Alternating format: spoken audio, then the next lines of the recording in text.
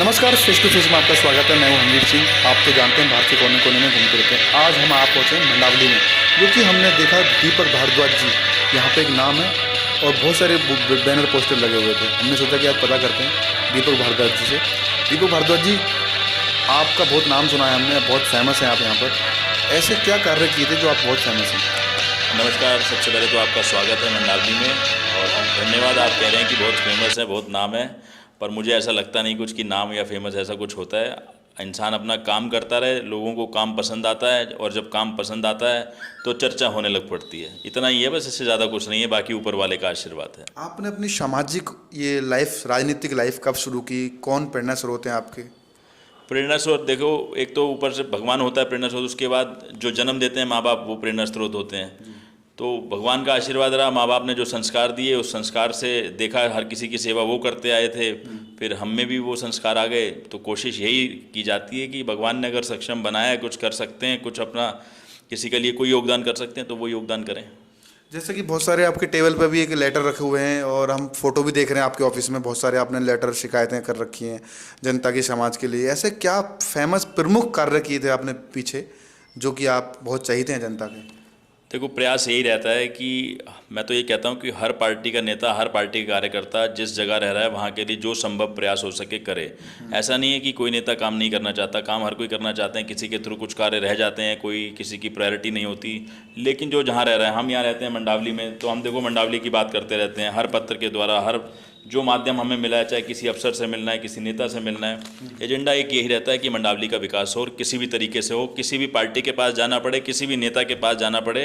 क्योंकि अगर विकास कराना है तो हम ये नहीं देखेंगे कि हमारी पार्टी का नेता नहीं है, उस पार्टी का, इस पार्टी का, ये सब चीज़ें हट जानी चाहिए। केवल मुद्दा एक है, विकास का। जी जी। तो अभी फ्यूचर प्लान क्या है? अभी एमसीडी के चुनाव भी आ रहे हैं, जब जैसे जनता तो चाहती है कि आप आएँ, क्योंकि हमने कुछ लोगों से बात भी की थी, सर्वे भी किया था थोड़ा सा, छोटा सा भी हमने। तो क्या है फ्यूचर प्लान अभी आपका?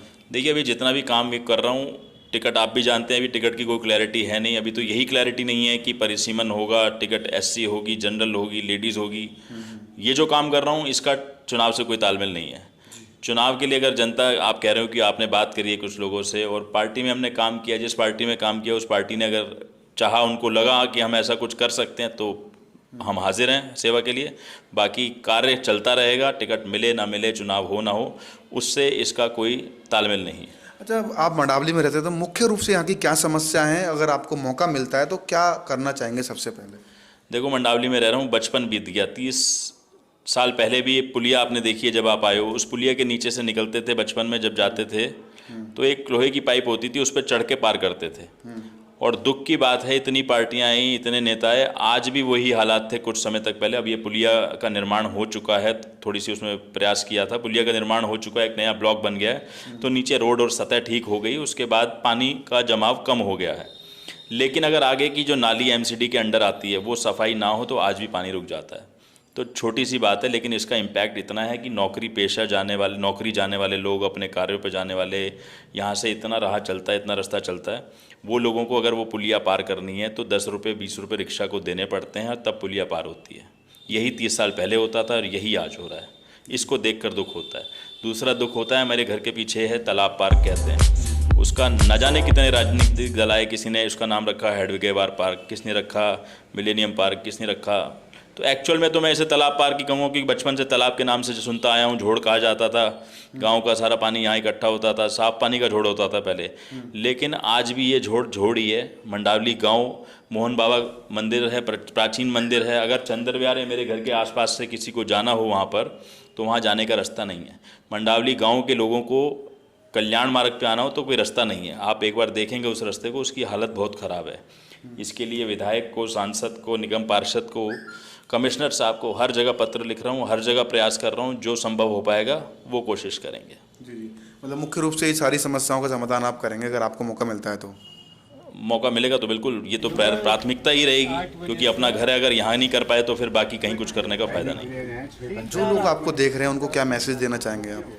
जो लोग मुझे देख रहे हैं, चाहे वो किसी भी पार्टी के हों, केवल संदेश एक है, अपने नेताओं के लिए आप जब चुनाव में जाकर घर घर वोट मांगते हो तो आपकी जिम्मेदारी बनती है कि जब आपके आसपास काम नहीं हो रहा, सफाई नहीं हो रही, पार्क हरा भरा नहीं हो रहा, पुलिया पे जाम लग रहा है, पुलिया पे जलभराव हो रहा है, मैं नहीं कहता कि आप उससे काम करवा पाएंगे, नहीं करवा पाएंगे, वो तो चलिए आपकी काबिलियत पे, लेकिन उससे शिकायत करना, उस तक ये जनता की बात पहुंचाना, ये आपका दायित्व है, आपका फ़र्ज़ है, इससे आपको पीछे नहीं हटना चाहिए।